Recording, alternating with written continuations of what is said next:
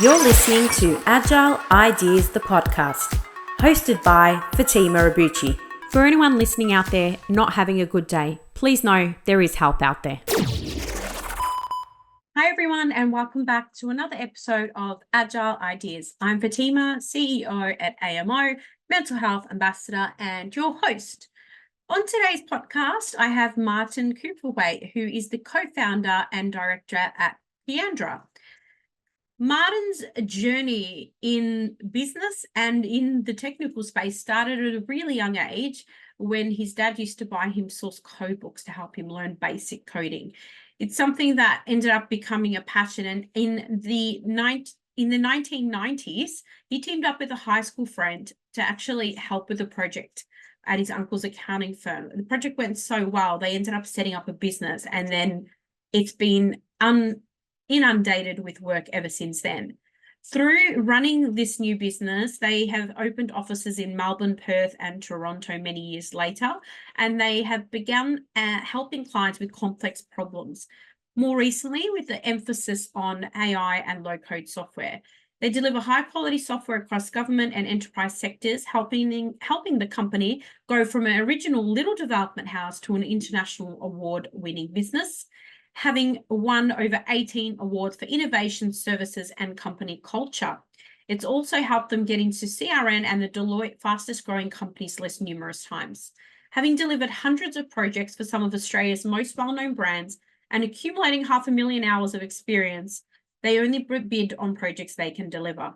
Key projects include major statewide solutions for health and national global solutions for financial services. After 29 years in business, Martin is still very much hands-on, with most of his time spent working closely with his team and clients to ensure they stay true to their mission of changing the software experience.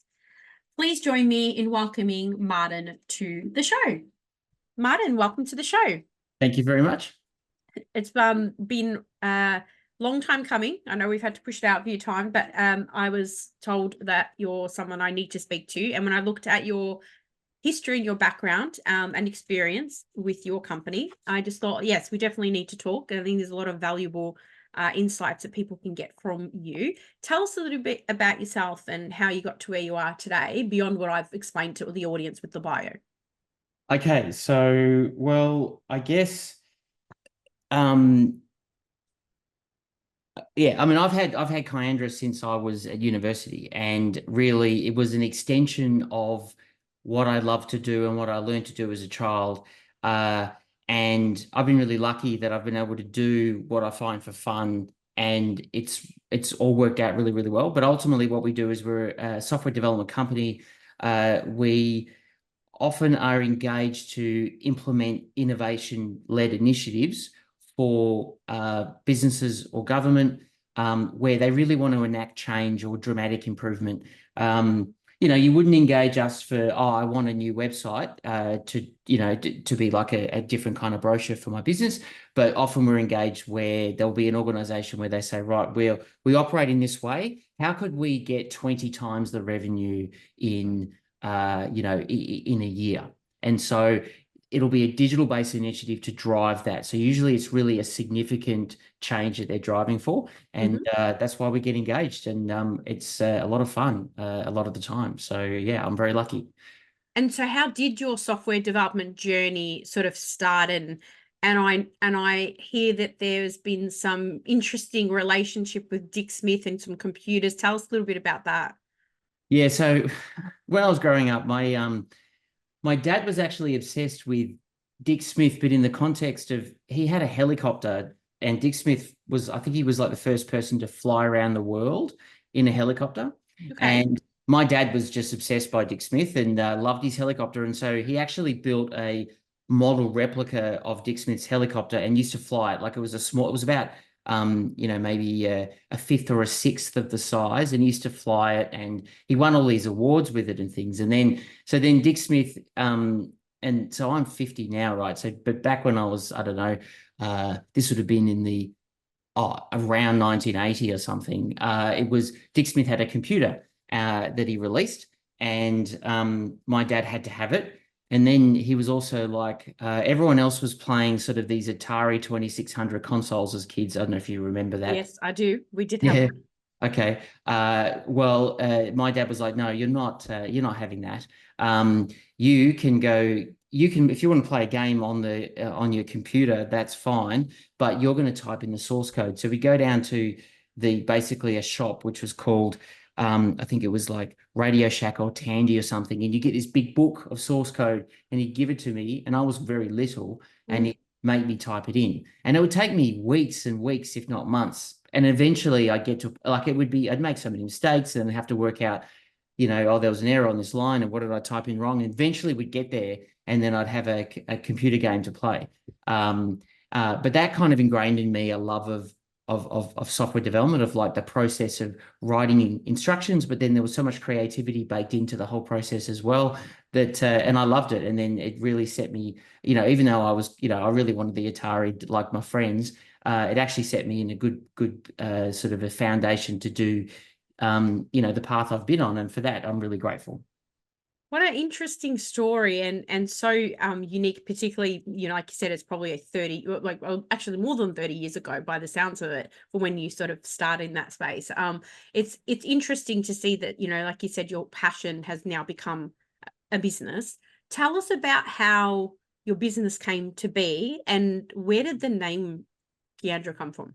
Yeah. So originally, so as much as I love doing software, I also loved building computers and working with them, and I was fascinated by them. And so that was very much a hobby of mine too. And so when I was a teenager, I used to build computers and I'd fix friends' computers for them when they were having problems with them.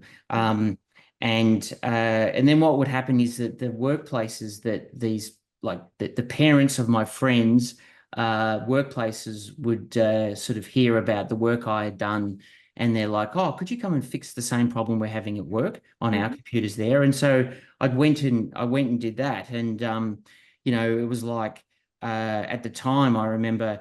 I was working at McDonald's, and I don't know, we were being paid $5 an hour, and I go to this company, which was, through a friend, and they said, well, how much do we owe you? Thanks for fixing the computers. And I'm like, I've got no idea. And they said, well, we used to pay IBM $120 an hour. Well, you're really young. And so why don't we just pay you half that? And I'm like, are you kidding me? That's amazing. So, I'm this kid who was getting $5 an hour at Macca's, and then they suddenly paying me $60 an hour. So I'm like, hang on a minute, maybe I really should look at this. Yeah. Um, and then so I was doing that work, and then I had this really lame name for the business. It was System Solutions, like really dry. Like seriously, there was it couldn't be any more cliched at the time. And so and I'm like, oh well, I need to probably register a business name. And so what I went to, and by this stage I'm at university and I'm late for an exam, and then I'd gone to the registry office there, and I think back then it was like $70 to register your business name. And I'd gone there, and they had these old green screen computers, and they said, well, what name are you thinking of? And I typed in System Solutions, and the computer was like, that's fine, you should be all good to go. So I went up to the front counter, and then I said, oh, look, I want to have the name System Solutions, right? Which, really boring, but either way, that's what I felt I was a good, official sounding name for a computer business.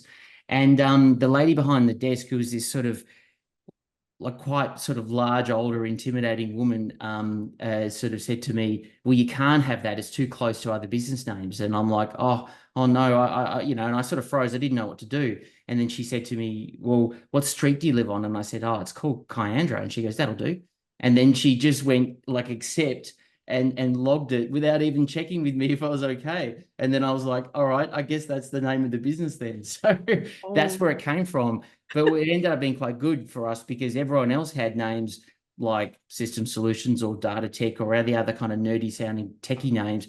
And we had this really unusual name at the time. So this is back in 1995 of Kiandra, and it just sort of stuck. And then it got to the point where things had grown and we established a little bit of a name for ourselves, and it was kind of too late for us to unravel that then, and we didn't want to either. So we've just sort of hung on to it, and that's how the name was born. And so your business name has an interesting story, but your actual business came to be after you did a piece of work for a friend, your co-founder's uncle. Is that right? Yeah, so back in the early days, Kiandra didn't actually, at the very beginning, we didn't really do much software development at all. At the very, very beginning, it was simple jobs like getting 3 computers to talk to each other, share a printer, and share files in one location. So that would be a sort of a classic project. And what actually happened back then was that I knew my business partner. He was a friend of mine at school. So Cam, his name is, and he had sort of, we'd both gone off to different universities, and I was doing my own thing, i.e. system solutions, but then sort of Kiandra. And then he contacted me and sort of said, oh, I've actually got this project for my uncle. He's an accountant and he's got an accounting firm, and they want to connect a bunch of computers together and things. And you're the nerdiest person I know. Could you help me with it? And I said, yeah, sure. And so we then worked together, and it went really, really well. And then this was like an accounting firm, as I was saying before, on like it was in Surrey Hills, and like all the businesses knew each other up and down this street. And then, they were friends with the law firm up the road. And so the law firm contacts us and said, oh, I heard what you did for that company. Could you do the same thing for us? We've got 30 computers. And, and back then it was such a different dynamic compared to nowadays. Like, we were so naive, but we were so lucky. And like, so with these kids, we go to this law firm, no contracts, nothing. And like, we've got no money. And so they're like, well, we want 30 computers. And I said, oh, could you pay up front? Like, just not even thinking how bad that would be perceived, just a dumb kid just asking that. And they're like, yeah, sure. And they did. And there were no contracts or nothing. Like, everything was just done verbally. Wow. And so it really, really, we were very lucky that you could start with such naivety in an environment like that. Yeah. We certainly can't operate like that anymore. No. But I certainly think, there was in that time, so I would say in Melbourne or Australia in the mid-90s, with the level of naivety with technology, but the desperate desire for companies to incorporate it. I mean, we were literally replacing typewriters. Like, that was the kind of environment that we're dealing with. And like, there would be an internet computer, just one machine in the building, which was like the fax machine that everyone shared. So this is way before the modern stuff now. But it was also an unsophisticated business environment. So a couple of kids who were clueless, and we used to get tagged as the whiz kids. And so we just come in and we do these projects, and then it grew from there. And then we did another one and another one on this street.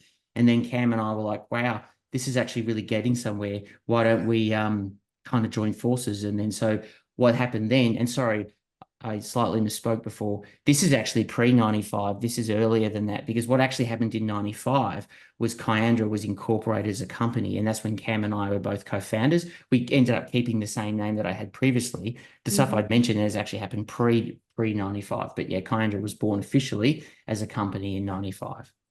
Well, that's a fascinating story. And I think you're right. When you're in that early stage of business and, don't know what you're doing because of, you had youth on your side, I think that you can make a lot more mistakes. But to hear that a law firm didn't even ask for a contract, it makes it but you know what? You're right. I think it's the desperation side of it, especially. I mean, I was definitely not using any computers back then, but I think the idea of having a need, something that is way outside the comfort zone of these businesses, which is usually where you find that niche. But my thing is, you should have called it the Whiz Kids. That would be a good business name. Maybe it wouldn't have lasted till now. I actually reckon, I think there is a business called that. So that, but anyway, but yeah, fair enough. Maybe we should have. So you've now been in business for 30 plus years from when you started. That's a remarkable achievement for you to be able to set up a business, the same name, and to grow from where you started to now. And of course, you've probably had lots and lots of learnings and lessons along the way. Probably they've changed each decade. Can you share maybe some of the challenges? I know you've shared a couple already, but as your business progressed, what were some of the challenges that you faced early on? So yeah, I think really early on, as I said, we were really lucky because we had that support. And so whereas a lot of other businesses may have started then, and they would have had issues with funding or other bits and pieces, we were lucky enough to have clients pay in advance and those sorts of things. So we were really lucky. I think the first major impact for us was when we started in 95. By 1998, we had grown significantly, and we were building for example, the fleet management system for Foster's, as in the Foster's beer, well, Carlton United Breweries and Foster's, we were at that level. So we'd gone from 3 computers in a little accounting firm in 95 to enterprise software in 98. So we really had grown quite significantly, very rapidly. And then for us, it was the dot-com bubble bursting, I would say, would be the burst. So, if you remember back, leading up to the year 2000, everyone was spending huge amounts of money on the information superhighway, which then became the internet. And ludicrous business models were being massively funded by ignorant investors. And it was just, it was always going to burst. It was just awful. But from that perspective, what that meant is that companies were just, they stopped spending. So, so that was, so that was probably our first major impact. And I guess some sort of foundation principles was what it helped us see that issue through, and then similar but different contexts, but similar impacts, like with the global financial crisis and other impacts along the way as well. And that was a couple of things. One of the things that Cam and I have always had it from a mindset is that it's really important to honor our commitments and to authentically care. And we really felt that the work we were doing was an extension of our personalities and personal brand. And so, for example, say we did a piece of work for a client, and it was really important that there are people in the and we worked really late in the night to make sure everything was done outside of, so we didn't disrupt their operations. And then we would and I mean, this sounds a bit gross, but we'd sleep under the desk to make sure that we were there for when the very first person arrived, that we could help them and make sure they were enabled. And, whenever anyone had a problem, we were mortified, and we would do everything we could to fix it. And when we said that we would do something, even if it cost us a lot of money because we really shouldn't have made that commitment, we still stuck it through anyway. And our industry, software development in particular, is notorious for promising and under-delivering. Yeah. And we never wanted to be the same. The other thing too is, so for us, it was perceived as being a real difference in engaging with us. And, because we were a small business, we'd often get compared to other small businesses, and a lot of small businesses, they, if you think about take a lot of small businesses being, say, like trade, like the cliche tradie, how many times do you hear, oh, the tradie never turned up, or they were late and they didn't call, and other bits and pieces and things, and we were like, well, we're not going to be that, because in the early days we were almost seen as kind of like a trade, implementing computers, or implementing, an electrician doing work, or a plumber. Like, they were kind of almost slightly conceptually bundled together in that same concept. So we were like, no, we must honor our commitments and our word.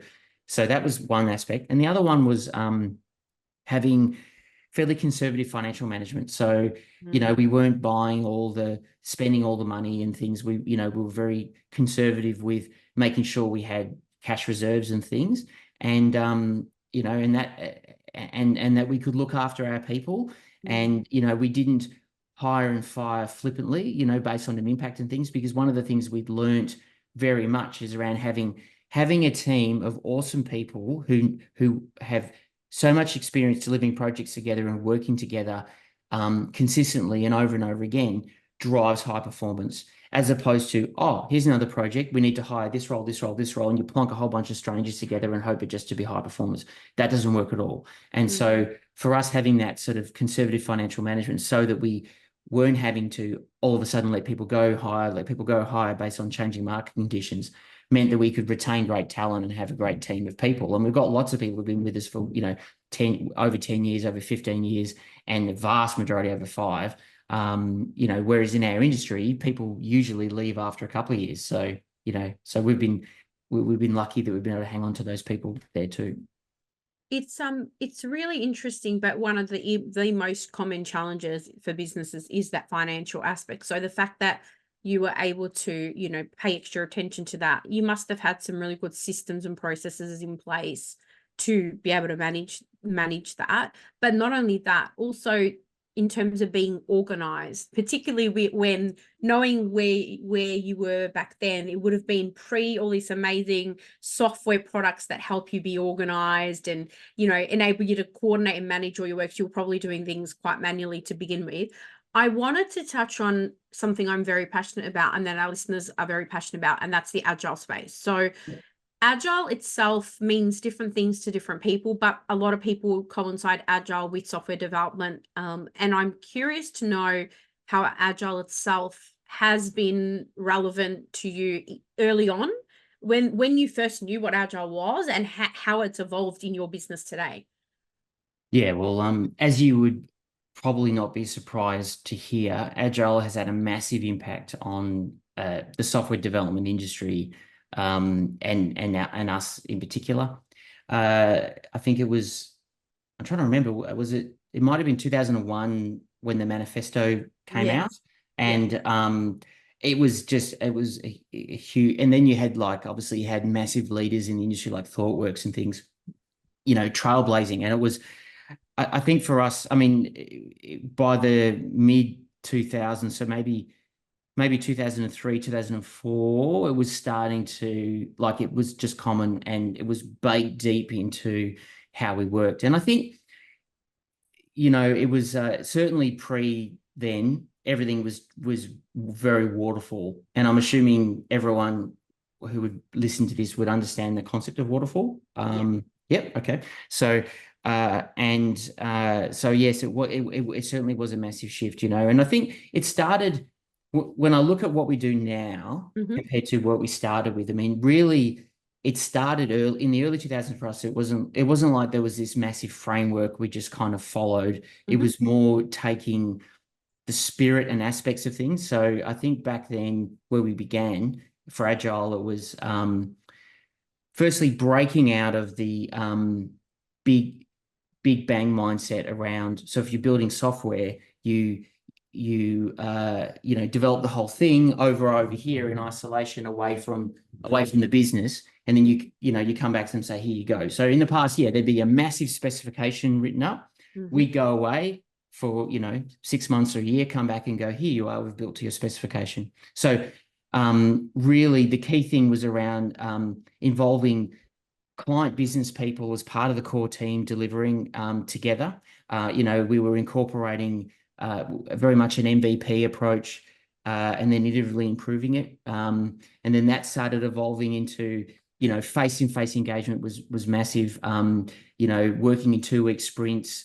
Back then it would, and still is today, but even just in its infancy for us, that concept of stand-ups, as I said, delivering the work in 2-week sprints, showcasing the work you did every 2 weeks. That was quite a new thing, right? That was really quite, people just couldn't get their head around it. Like, well, hang on, but there'll be nothing done or valuable to show, and then retrospectives, and then learning what we learned from that 2-week period, and then applying that into your sprint plan for the next sprint. The other thing I think back in then was we were also really trying to focus on eliminating waste and blockers, and how can we deliver more efficiently, and delivering what actually matters was a key change, in that mid 2000s.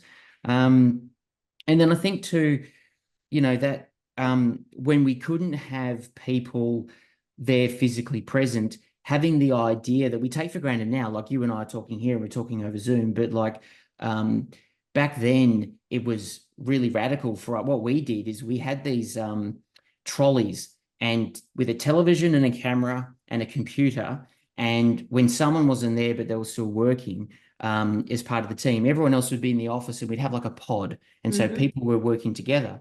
And then in one of the pod positions, we would put like one of our guys who moved overseas, but we still wanted to work with him. His name was Brad. And so we created what was called the Brad bot. And the Brad bot was this, trolley thing that we made it look like basically like a big Lego man with the TV and stuff. And that was Brad, and Brad's face was on the screen, and he would work that way. And then obviously fast forward, and there was COVID and things, and everyone adapted to working in that kind of manner. But back then the tech was nowhere near as good as it is today. But we sort of crudely put something together. But that face-to-face engagement, and that, the clearing blockers and working together and bringing clients into that, into the delivery, taking that product owner role, teaching them how to be product owners, having that feedback and things where we've sort of really, really started.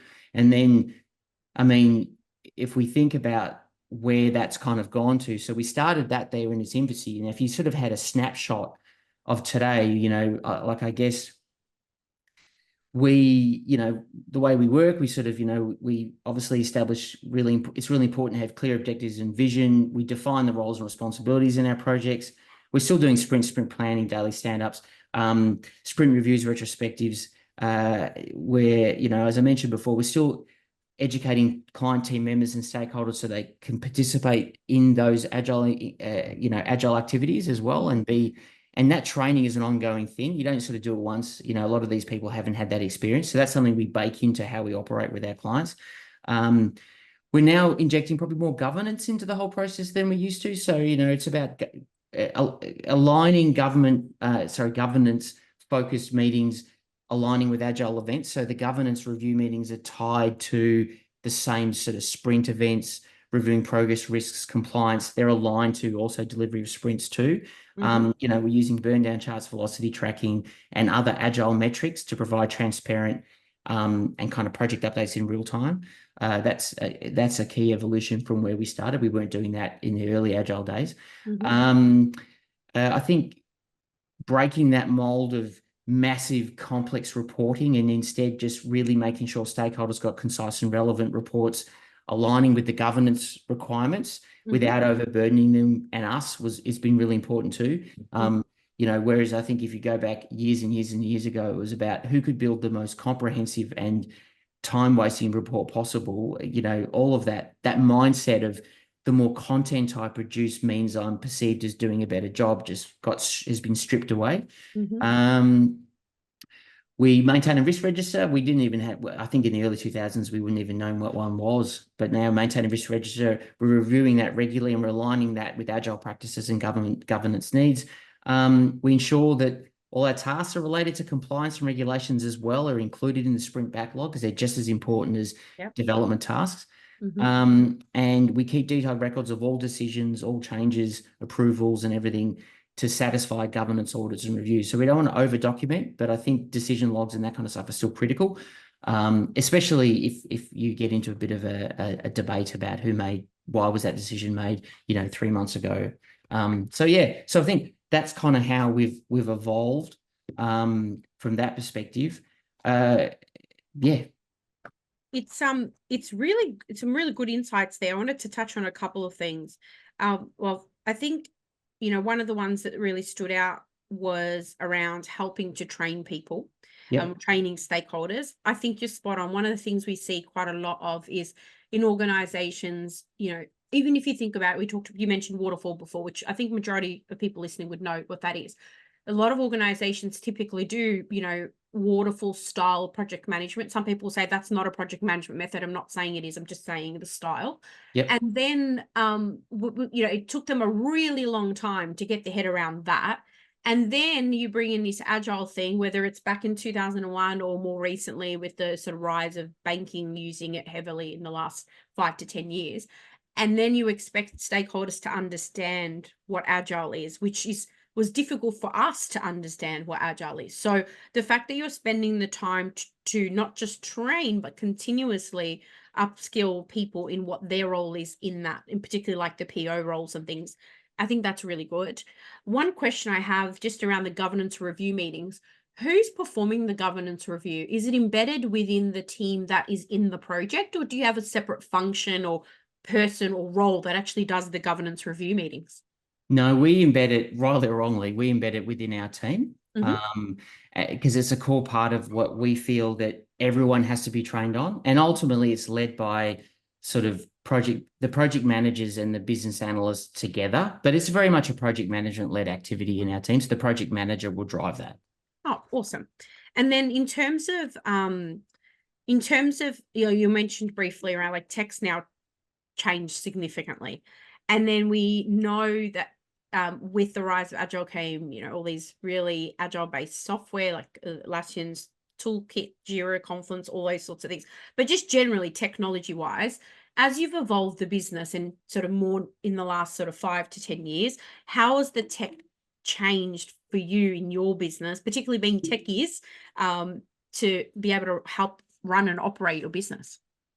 Yeah, so I mean, we're very much on the Atlassian bandwagon. And so, yeah, we definitely use their tools. I think the tools that have actually made the biggest difference are not so much the management tools for us personally, Mm-hmm. but more the delivery tools. Because one of the biggest challenges we have is that there's the two opposing forces that we see in relation to the spirit of engaging in an agile manner is often at odds with the procurement contractual aspects and legal aspects, which are very closely related. Yes. So that has been a challenge for so long from, and you would see, for example, a much more maturity on sort of technology-based companies who have internal teams running, agile beautifully. And so, but then when, say, government was engaging a service provider like us to deliver an outcome, they would say agile, but then Mm. it would be under a completely waterfall framework. Mm. And so the challenge is, and it would literally be, you need to guarantee a fixed price, fixed scope outcome, but I want you to deliver it agile. So it was Mm. just ridiculous. And so what we actually have found, and what's been immense, that hasn't changed enough, right? You think it would have evolved, but it hasn't. And so what we've seen now is the tech we used to do. If you think about software development, most people would say, right, well, yeah, I imagine you're sitting there and you're writing code and it's lines and lines of code. And it used to be that way. For us around 2017, the low code is the term used to describe technology where the software kind of builds itself, and where Mm-hmm. you instead use kind of drag and drop methods. And so, for example, a very simple example might be, say you had an Excel spreadsheet, right? You could drag that and you drop it on, and then what that does is it automatically creates the database for you based on the information in the spreadsheet. And Okay. then what it will do is it'll go, right, well, you'll need these screens, and you drag the tables. If you think about data in tables, so I have a table of customers, and Mm-hmm. let me just say I had a table of orders. Well, I could grab in low code, you could grab that table of customers, and it already understands because how they're all connected. They know that customers have orders. You Mm-hmm. could grab the customers and the orders stuff, and you drop it on a screen, and it would build out a screen with all the fields, and it would show you, okay, here's the customer, and there's that customer's orders. And so that was that was quite mind-blowing for us in the industry. And we'd seen things in its infancy, and a lot of people had played around with, you may have heard of Microsoft Access, which was Yes. you know, Was a user of that. Mm-hmm. yeah, well, in 2017, in our opinion, low-code tools became enterprise grade. So when you're building serious software for serious problems, for serious initiatives, which Access is not, Mm-hmm. um, it was fantastic. And so what that enabled us to do, and still does today, is to operate and deliver, as kind of weird as this sounds, operate and deliver in a manual mode, or sorry, operate and deliver in an agile mode. That's the word I'm trying to say, but under the framework of a fixed price procurement engagement, which is still mandated by so many government in particular, but even enterprise organizations. And that's the reason is it allows us to have the flexibility and to embrace change, which Mm-hmm. is a core part of agile, because that change is for good, because it means that like what we're going to actually then deliver is better. There's a reason that drove that change. Change is not the enemy anymore. So, and you don't have to punish the client now to say, oh, you're raising a change, you have to raise a change request. What you Mm. can do is you can adapt and implement change and embrace the essence of agile, but still have that kind of overarching old archaic procurement model. Mm. And so that's been fantastic for us. AI is now that on steroids, and AI Mm. in particular is a massive part, and we're transitioning hugely ourselves right now. I mean, we're investing very heavily in our own people, pivoting the way we work to leverage these AI tools, because yeah, I mean, AI is so embedded into not just these low-code platforms, but into so much now. And it really, what it means is a lot of people, I think, they're terrified that they're going to lose their role, or their roles at risk due to AI. But I don't think that's at all. What you need to do is embrace it and then turbocharge what you can offer, because you can be 10 times more productive but your knowledge and your experience and skills and intuition and everything is still just as critical. But you've just got this AI helper to make you just be, so much more productive. So that's the approach we're taking, which is seeing services costs drop significantly and the quality of output actually increase. Well, on that, you know, there is the school of thought that with the increase of AI, yes, it should therefore make organizations more productive and lower the cost. But the question is whether the end consumer is actually going to reap the benefit, or if some of these companies, you know, that will gain the productivity and the cost, you know, benefits, but not actually pass it on to the customer. So there's a question there. But on the AI, I'm really interested in your thoughts. I was into some recent events and they were talking about, you know, using AI responsibly, and then also talking about the fact that with AI, it's very much it's about sensitive data and how that some employees in some companies. There was a really big news story in government recently where there was a caseworker that had got an AI to produce a report that ended up impacting a child that was in the social space quite negatively because they were putting in data. So how do you as a company either advise your customers or yourself work through how to use AI responsibly? Is there anything that you use or follow to help you guide you in that journey? Yeah. So for us, what's really important is to understand the AI tool you want to use and how and where it processes the data and what happens with it. And so, yeah, I mean, we've seen not firsthand, but second or third hand examples where, for example, people would take sensitive information, drop it into a large language model, and then the large language model was being trained on that information that they dropped in, and then someone else on the other side of the world would then make a query against the LLM, and then some of that information bubbled up over here. And yeah, and I'm sure there'll be lots of AI experts saying, "Oh, that doesn't happen because of A, B, or C." Well, that's what I was told had happened, and that's certainly. I was at the Tech in Gov conference and we were presenting there earlier this year, and they were talking about specific examples of that and what they're concerned about. And so the way we tackle it is, yes, so understand, for example, work out the constraints you have to operate under. So it might be that government might say to us, or an enterprise might say, well, we're happy to use AI as long as the processing and the data storage all occurs in Australia. So you can find out, for example, if you just use ChatGPT, it as of you and I talking now, my understanding is that it is processed overseas and you can't not have it be the case. So you need to understand that. So, however, there are other AI services provided in data centers based in Sydney, for example, that isn't. So therefore you can use those tools and things as well. Likewise, you know, I think you can be careful and selective about, well, what are you going to put into the or use with AI,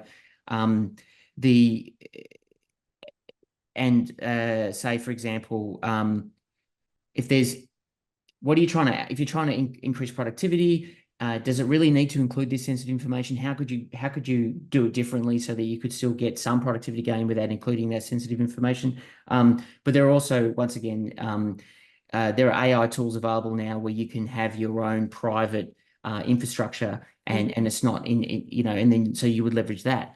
And I believe companies like Databricks and those sorts of things, you know, that's one of their key value propositions.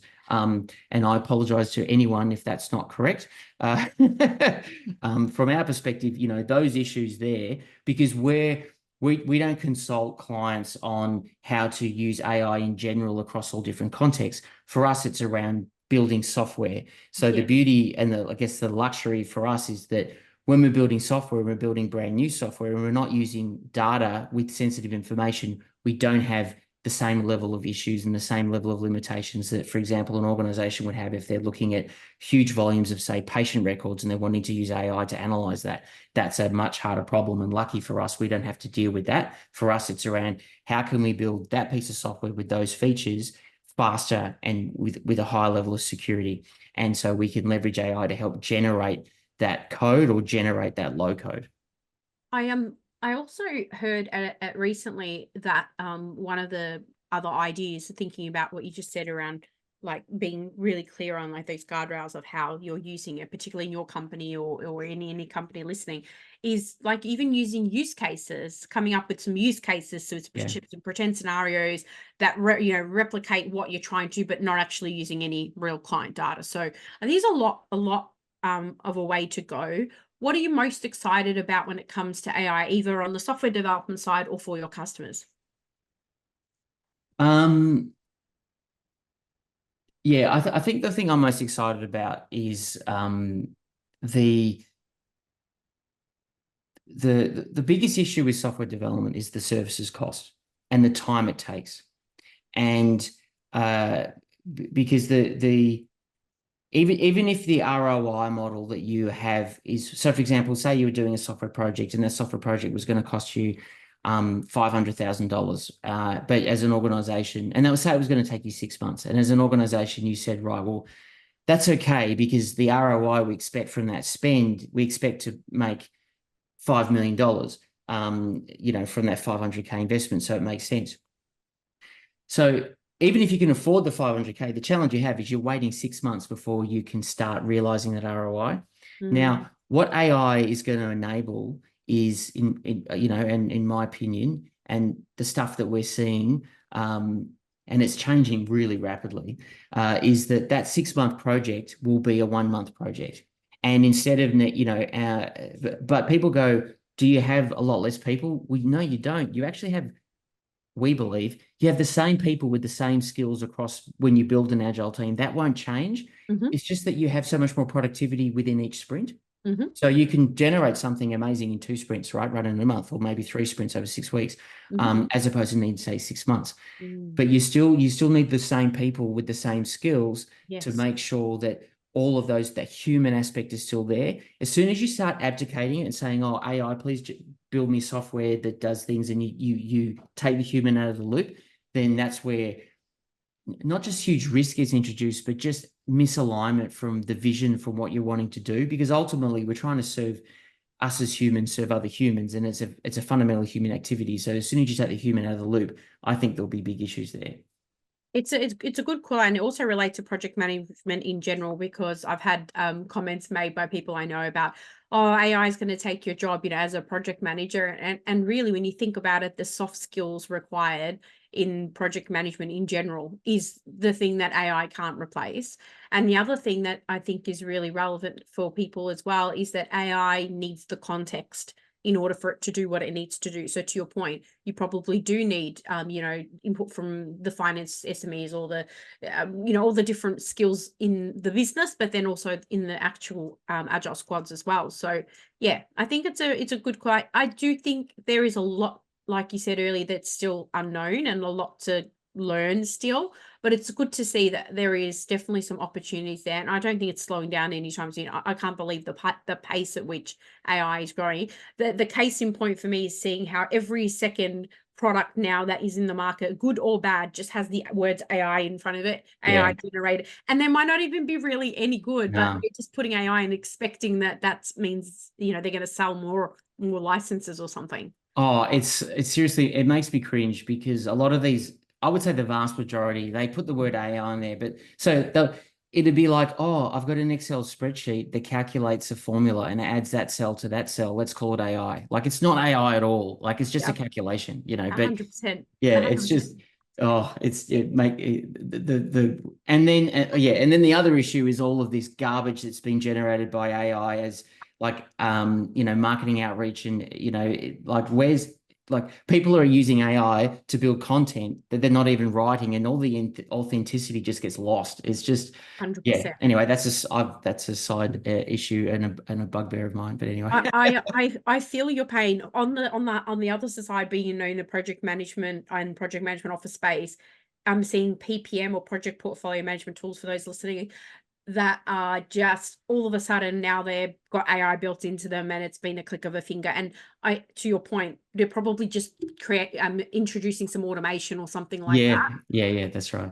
And the content side, you're right. I think the challenge is with the content side, will come to face when, you know, if you're following a company that's putting out all their content that's generated, and then you meet them in person, they're not going to be able to sell you on what it is that they're trying to provide, because they probably don't know, because it's all been generated. So it's just about working through that, I think. But yeah, it's definitely an interesting time. Very interesting time. Yeah. Speaking of interesting times, so obviously you've got a lot that you've achieved so far in the business, and this all these new and exciting things that are happening. What sort of future goals or projects? Is there anything you can share about us, either in software development in general, beyond AI, or in Kiandra, that you're excited about, or that, you know, is on the horizon? Yeah. So, yeah, the main things. So as a general concept, as I said before, AI to drive like so software projects that cost a lot less and reach their ROI or at least their launch point to then start giving the ROI that the client is doing it for in the first place will be a I'm really excited about that, and there'll be a massive change because for us, like for example, for us, as much as we might like a 500 or $1 million project, if those projects were 100 grand, we would certainly sell way more of them. You know what I mean? So it makes it much more accessible. But as far as the actual projects go, we've done, and in particular, we're using low code. We've done some really significant health projects. So, we've implemented voluntary assisted dying in quite a few states in Australia. That's one we're really, really proud of. We we've done a lot of work in sort of the disability space. So we worked with Dylan Alcott and built the Field, which is a jobs platform for people with disabilities. So and we hope to do a lot more there as well. That's also something that we have there. So I'd say moving forward, yeah, it's some big significant health projects that we can't talk about on this call, but they're in the pipeline. And then also further disability things, working with hopefully with Get Skilled Access and Dylan and his team there. But then the other one is that we've really seen, and this is where there is, to be blunt, for nerds like us, the fun stuff is in financial services, because they've got the drive and the I mean, apart from the funds to back it up, but they've also got the drive for innovation. And, that's the playground where we're seeing the most exciting and bold use of AI. And I mean, we built an insurance underwriting platform, and in its first year of operation delivered 13 times more business for the company. And so, or at least it enabled that. Sorry, I can't say that the platform did it solo, but it enabled 30 times more business for that. For the insurance underwriter. So now that was in 2019, 2020, I think, from memory, around then, right? So, but now with AI and you're talking thousands of percent in gains, and financial services are all over it. And so that's a big area for us now. We're doing a lot of work there, which is really exciting because there's a lot of fun projects there, So yeah, it's the balance of, I say, health and financial services and disability. It's very rewarding when you get to work, particularly like you said in the health space. The opportunity to do some of those projects that you can then see tangible outcomes and benefits for people is, I think, amazing. The banking and financial services space is one that I'm super passionate about. Been doing that for about 10 years. And I was actually at an event recently, it was like the FinTech Australia event. And for the first time ever, I'd seen them doing a reverse banking pitch. So instead of businesses pitching to the banks, two of the big banks were pitching to the audience, and a number of startup organizations, they had the opportunity to listen in and then effectively put forward some solutions. Oh, wow. And, if their solution sort of met the needs of the bank, they were invited to come forward and potentially then be funded to deliver on that. So I thought that was really interesting. One thing I wanted to just ask from a selfish perspective, as a small business, sometimes we have these crazy ideas, and, these days, particularly if you're not using tech for everything, you're sort of out of touch.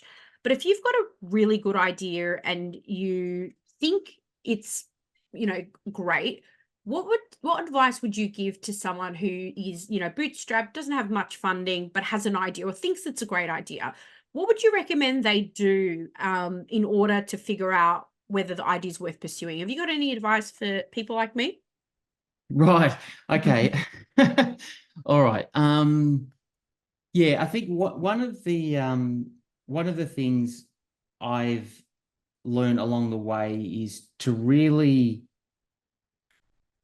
almost, yeah, really play devil's advocate and torture, for want of a better phrase, how much is there really a market uh, for for what you want to offer, right? And how saturated is that? So, um, and then what I would say is, so when you have those assumptions, think about who some of your target customers might be and ask them. Mm. You would say, I'm looking at doing this. Would you buy it? Hmm. And we've been, we've seen clients of ours who have built successful startups, and that is this, they said, would you pay, you know, just whatever it is, arbitrary, would you pay 5K? Would you pay 20K? Would you pay 100K for this? You ask them and you just say, and that could be really, really invaluable. From that perspective, then after that, you then have various options about how you might progress. And I'd say, I mean, the way we work, for example, is that when we talk to people, even though I've been giving you hypothetical examples around fairly big budget scenarios, they were just for the purpose of our conversation, but we do lots of work at all scales, right? And so the way we work is that we build a no-cost proof of concept up front, and any work we do would have 24 months warranty. So the idea for us, it's about showing skin in the game. But for someone like yourself or with an idea, that could help you formulate or see how that might come together. And so, we work that way. And so we obviously would welcome anyone to reach out. Because yeah, if we kind of discuss it and it makes sense and we build a proof of concept, that's no risk apart from a bit of time that you injected into it, because you would own that IP. That's not a concern there either. But yeah, if you've tortured the idea and you've asked some of your customers from that perspective, the benefit nowadays is that you can build some pretty compelling stuff. There are so many software as a service tools as well that you can adapt and use in your context. And sometimes you just need to think a little bit kind of outside the box, for want of a better phrase. I don't mean to be cliched, but like a lot of people are using, shopping cart and or Spot or Shopify or other bits and pieces to sell all kinds of things in very different contexts. And sometimes you can just sort of tweak the content on those sites, and you can be amazed at what you can use to offer it. But yeah, it would obviously depend on the context. But yeah, just I'd say whether it's us or any other organization, there's a lot of I think the market shifted a lot, and perhaps maybe 10 years ago you'd ring up and then someone would be like, well, you got to pay for some strategic consulting for me to talk to you. Almost everyone that I know, we're the same. Everyone else that I'm aware of in our industry as well is the same. They're happy to give a lot of free advice. I think the Melbourne or Australian network is relatively small, and people remember each other and appreciate that stuff. And I think people are willing to give a bit of advice there. So I'd say just ask as well. Ask a few people, and you might be surprised the amount you can learn without actually having to pay for it. Very sound advice, and I'm definitely taking it. I think you're right. If you have it's the same with entrepreneurship in general. Sometimes you have an idea for a business and you don't spend any time going out there and having a look at what exists. Maybe you can do it better, but maybe not. And then you invest all this time setting up a business or a side hustle or a shop or whatever it is that you're doing, and then only to realize actually it already exists in 5 other places. So I think definitely that market research is key. That's really good. Very great advice. We're almost at the end of our call today. Is there anything else, Martin, that you would like to share with our listeners, a call to action, a piece of advice, or a question to ponder? Yeah, I guess don't be terrified of AI, and keep that mindset of how can I use this to make me supercharged, not will it replace me. So one of the biggest advancements, which we're observing now is, and I don't know if you've played with it, but the latest, I think it's ChatGPT 401 or something. I may have that wrong. Sorry, don't have it in front of me. But the fact that you can engage with it conversationally. And so, for example, we did a test, and so we had it there like on the phone, and we said, we're thinking about giving a tweak to our brand, and we wanted to incorporate much more emphasis on low code and AI. and because that's really what we're doing now predominantly. It's like 80% of our work. And it was like, okay, well, look, that's quite interesting. And have you considered this and this and this? And it's amazing conversationally, right? And then people might be really intimidated by that. But it's like, well, no, how can I, people are going to use ChatGPT or another AI platform, and they're going to have it contribute in a meeting, but just treat it as a great resource. You're still leading and driving the outcome you want. Just use it as a supercharged, awesome an awesome assistant for you. So I really, really, really urge people to do that, because that's what we're doing, and we don't carry those same fears.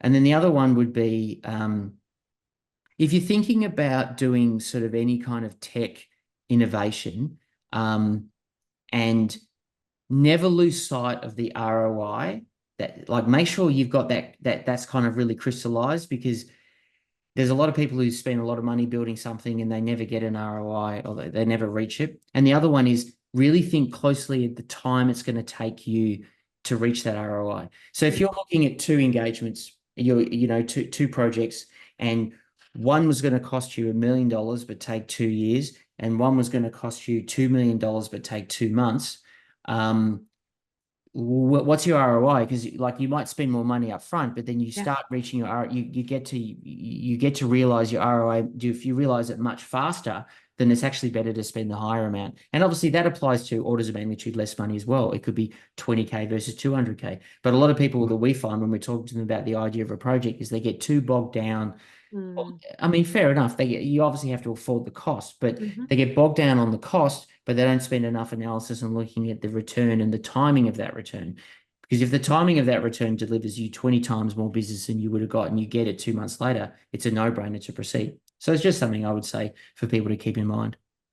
Really sound advice. I think you're right. And like you said, I think don't be terrified with AI, and not forgetting ROI. Both have eyes in it. But yes, no, 100% great advice. I think that all of the things that you've shared today have been extremely helpful and insightful. I'm sure we could have continued talking. I say that to everyone because I just love these conversations. If people want to connect with you, where's the best place for them to find you? Best place would be, I'd say, our website. So kiandra.com.au, and you can see there how it's spelled on there we go on the video. I'll put that in the show notes. Yeah, there we go. That's the best thing, through that process. And if anyone had anything they wanted to email me directly and ask a question of, my email, I'm going to give you the short version, which will be in the show notes, but basically the short version is martin@kiandra.com. So I've actually also got a longer email address, but that's my shortcut one. So pop that in the notes too. And yeah, if anyone has, like, the ideas that you mentioned, or thoughts and things, no obligation chat. And even if we can't help, we might be able to say, yeah, but you should talk to this person, and that happens a lot. So yeah, happy to talk to anyone. Doesn't matter how big or small, or progressed or not progressed. Yeah. The idea conversation that we had before we connected today was very valuable. So I highly recommend, if anyone is listening and thinks they have a crazy idea or wants some advice, I highly recommend them to reach out to you. Now you've given your email publicly, I'm sure some of them will. So yeah, I won't get any spam either. That's right. No, of course not. No spam at all. No phishing emails, nothing like that. Yeah, exactly. That's right. Yeah. Thank you so much. It's been an absolute pleasure having you, and I look forward to ongoing conversations. Yeah, great. Thanks. I really appreciate the opportunity to talk today. Thank you so much for listening to this podcast. Please share this with someone or rate it if you enjoyed it. Don't forget to follow us on social media, and to stay up to date with all things Agile ideas, go to our website www.agilemanagementoffice.com. I hope you've been able to learn, feel, or be inspired today.